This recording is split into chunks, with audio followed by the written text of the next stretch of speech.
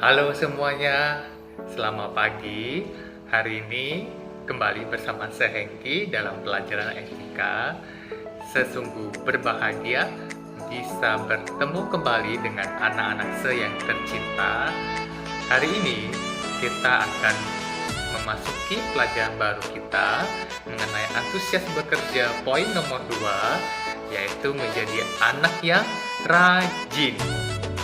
Ya, mungkin anak-anak sering mendengarkan sebuah pepatah yang mengatakan rajin pangkal pandai.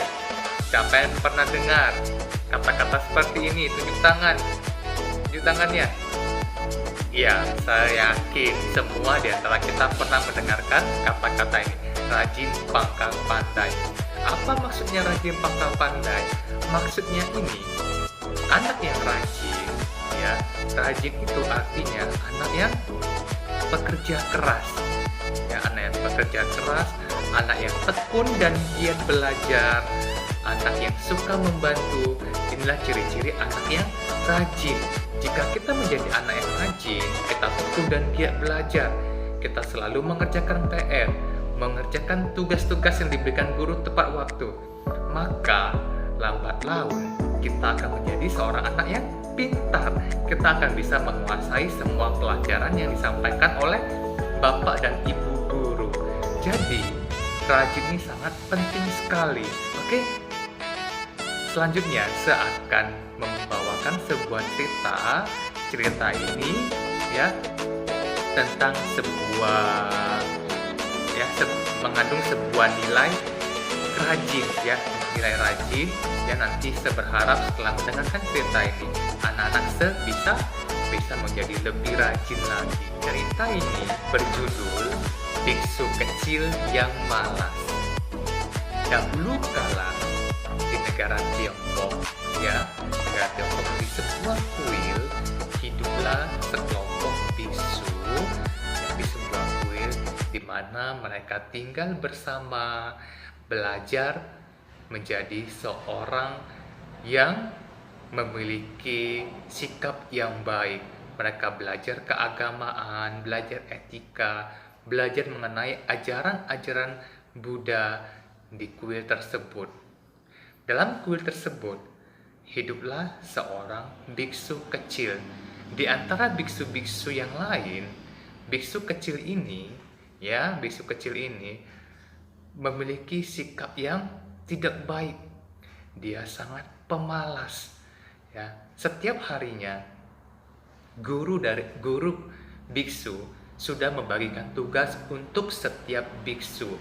Ada yang menyapu, ada yang mengepel ruang altar, ada yang mencabut rumput di taman, ada yang di dapur memasak. Jadi setiap hari mereka bekerja membereskan pekerjaan yang ada di kuil.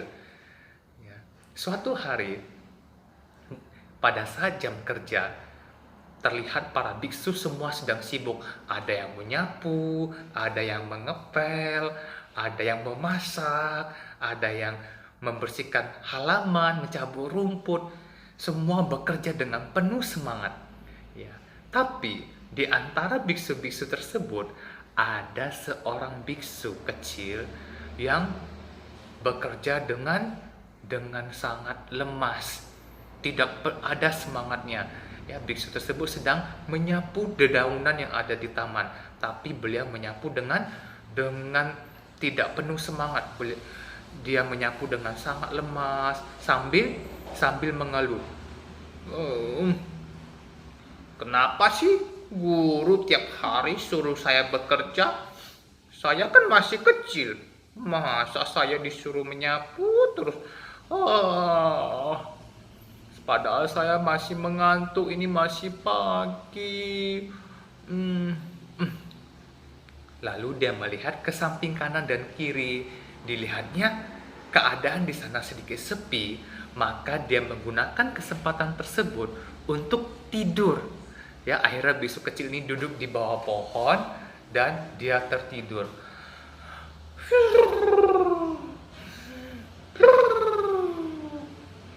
Dia tertidur begitu sangat nyenyaknya. Ya, tak berapa lama kemudian teman-teman biksu memperhatikan biksu kecil ini sedang tertidur, ya. Lalu teman-teman biksu ini pun melaporkannya kepada si guru, ya. Lalu guru pun memanggil si biksu kecil ini, ya, dan memberikannya hukuman, memberikannya peringatan. Biksu kecil, kamu tahu nggak? Kuil ini adalah tempat tinggal kita bersama. Kita harus menjaga kuil ini dengan baik. Kita harus bertanggung jawab dengan semua pekerjaan yang telah diberikan. Mengapa kamu bermalas-malasan? Hari ini saya memberikan kamu peringatan. Kalau kamu mengulanginya sekali lagi, saya akan memberikan hukuman yang berat kepada kamu, kata si guru kepada si biksu kecil. Akhirnya si biksu kecil pun merasa sedih karena beliau dimarahi oleh guru. Tapi si biksu kecil ini tidak menyesal. Dia tidak ada niat untuk berubah. Dia tidak mau punya kemauan untuk menjadi anak yang rajin. Ya, dia masih melanjutkan kebiasaannya yang bermalas-malasan. Ketika teman-teman sedang bekerja, dia tidur-tiduran, dia bermain-main, sehingga banyak pekerjaannya yang terbengkalai. Suatu hari, ya, di suatu saat mereka sedang makan malam bersama, si guru mengumumkan suatu pengumuman yang sangat penting. Murid-muridku, dengarkan dengan baik. Saya ada sebuah pengumuman. Pada hari Minggu, kita diundang oleh Kaisar ke istana untuk menghadiri ulang tahun Kaisar yang ke-50. Oleh karena itu, saya berharap kita semua bisa bersiap-siap di pagi hari agar kita bisa berangkat tepat waktu. Ya, jadi, karena kita mau berangkat lebih cepat, kita harus menyiapkan semua pekerjaan kita tepat waktu. Dan pada hari itu juga kita akan memberikan hadiah yang istimewa kepada Kaisar. Ya, kita akan membuat sebuah hidangan istimewa dari kuil kita kepada Kaisar. Jadi saya berharap semua bisa bekerja sama, dan mulai besok hari kita semua harus pergi ke hutan untuk mengumpulkan kayu bakar sebagai bahan bakar memasak pada hari Minggu nanti. Ya. Setelah membuat pengumuman, murid-murid pun merasa sangat antusias. Mereka merasa ini adalah kesempatan yang sangat langka bisa berkunjung ke istana Kaisar. Keesokan paginya, mereka pun seperti yang diperintahkan oleh guru, mereka pergi mengumpulkan kayu bakar. Ya, kayu bakar. Mereka dengan penuh antusias, dengan penuh semangat mengumpulkan kayu bakar di hutan. Namun, si biksu kecil yang pemalas itu, ya, masih saja bermalas-malasan. Dia asal-asalan bekerja, ya. Guru sudah berpesan bahwa mereka harus mengutip kayu bakar yang berkualitas baik, yang sudah kering, yang mudah dibakar. Tapi si biksu kecil ini asal-asalan.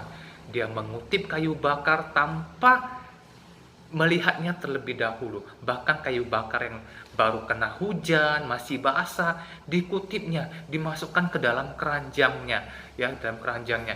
Dia hanya berpikir yang penting saya bawa pulang kayu bakar. Peduli amat guru mau bilang apa. Yang penting kan saya ada bawa kayu bakar. Yang penting saya ada bekerja, kata si biksu kecil, ya. Lalu biksu kecil pun kembali ke kuil setelah mengumpulkan kayu bakar, dan tanpa peduli, ya, dia melemparkan kayu-kayu bakar yang dia kumpulkan ke dalam gudang penyimpanan kayu, ya, sehingga kayu bakar yang dia cari yang basah oleh air tercampur dengan kayu bakar yang lainnya. Hari Minggu pun tiba, ya. Pada hari itu seisi kuil bangun lebih pagi. Mereka bersiap-siap untuk berangkat ke perayaan ulang tahun Kaisar. Mereka mulai bekerja. Mereka akan menyiapkan hidangan yang istimewa untuk Kaisar. Mereka ke dapur, mereka memotong sayuran, memotong bahan-bahan untuk dimasak, ya.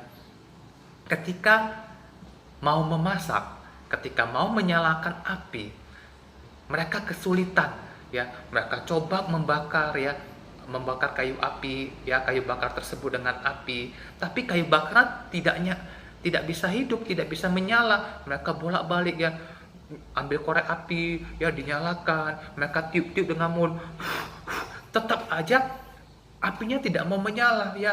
Mereka hembus, bahkan mereka tiup dengan tenaga yang kuat, berharap dengan bantuan angin apinya bisa menyala lebih kuat, ya. Ya, tetap saja apinya tidak mau menyala, ya. Akhirnya karena mereka sudah menghabiskan waktu terlalu lama, akhirnya mereka melapor kepada guru, ya. Guru pun pergi ke dapur memeriksa apa sebenarnya masalah yang terjadi. Ternyata setelah diperiksa guru, kayu bakar yang mereka miliki semuanya basah oleh air. Karena basah, karena lembab, kayu bakarnya tidak bisa dibakar, tidak bisa hidup apinya, ya. Guru pun merasa kesal, ya. Guru merasa murid-muridnya tidak menjalankan tugas sesuai perintahnya. Siapa ini yang mengutip kayu bakar yang basah? Padahal saya sudah berpesan bahwasannya kayu bakar yang kita mau itu harus dipilih yang kering dan yang bagus. Ya, akhirnya sang guru menyelidiki dan akhirnya guru mengetahui bahwasannya itu perbuatan si biksu kecil yang malas. Akhirnya karena guru sudah tidak tahan dengan kelakuan biksu kecil ini dihukum, ya. Biksu kecil, mulai besok kamu akan saya hukum. Mulai besok kamu tidak boleh ikut makan siang bersama. Kamu hanya boleh makan nasi putih. Dan selama 1 minggu kamu harus membersihkan rumput-rumput yang ada di halaman. Seketika itu juga biksu kecil merasa sedih. Beliau akhirnya menyesal karena dia sudah melakukan perbuatan yang merugikan, ya. Karena kemalasannya, teman-teman dan gurunya dirugikan. Mereka tidak bisa menyiapkan hadiah yang istimewa, hidangan yang istimewa untuk kaisar, ya. Jadi anak-anak saya yang tercinta, dari cerita biksu kecil ini, mari kita perhatikan bersama, ya. Perhatikan bersama. Ketika kita menjadi seorang yang rajin, yang semangat bekerja, kita akan membawakan kebahagiaan bagi orang-orang di sekitar kita. Sebaliknya, jika kita bermalas-malasan, ya, kita akan membawakan kerugian kepada orang-orang yang ada di sekitar kita.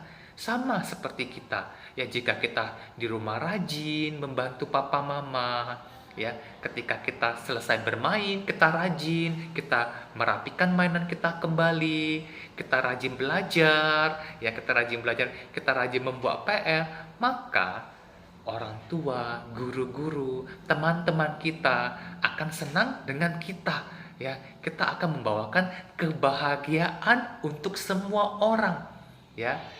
Tapi di sini, ya, saya juga akan menambahkan, ya, rajin aja tidak penting, tapi kita harus perlu tambahkan disiplin, seperti yang minggu lalu sudah kita pelajari bersama, ya. Rajin ditambah disiplin baru menjadi sebuah kebiasaan yang sangat baik. Coba kita bayangkan, kita rajin buat PR, kita rajin buat tugas, tapi kita kerjakan PR-nya, buat tugasnya jam 10 malam, jam 11 malam, atau tengah malam tidak tidur. Kenapa kita kerjakannya malam-malam? Karena di siang hari atau di sore hari kita hanya tahu bermain games, kita main-main, tidak peduli sama tugas-tugas kita. Ini tidak baik. Memang benar kita rajin buat PR, kita rajin buat tugas-tugas kita, tapi kita tidak disiplin. Kita tidak disiplin waktu, kita tidak pintar mengatur waktu kita. Jadi alangkah baiknya Ya, kita rajin dan kita juga disiplin. Karena jika kedua hal ini digabungkan dan dijadikan sebuah kebiasaan, maka kelak kita akan menjadi orang-orang yang hebat. Oke, seberharap suatu hari nanti seakan bisa melihat anak-anak menjadi orang yang hebat, orang yang berhasil, orang yang berguna untuk orang tua kita, untuk keluarga dan masyarakat. Oke, semuanya, pesan saya yang terakhir, mari kita menjadi anak yang antusias bekerja, selalu rajin bekerja, rajin belajar, rajin membantu orang tua, dan selalu membiasakan hidup disiplin. Oke, semuanya, selamat beraktivitas. Sampai jumpa di pertemuan berikutnya. Bye.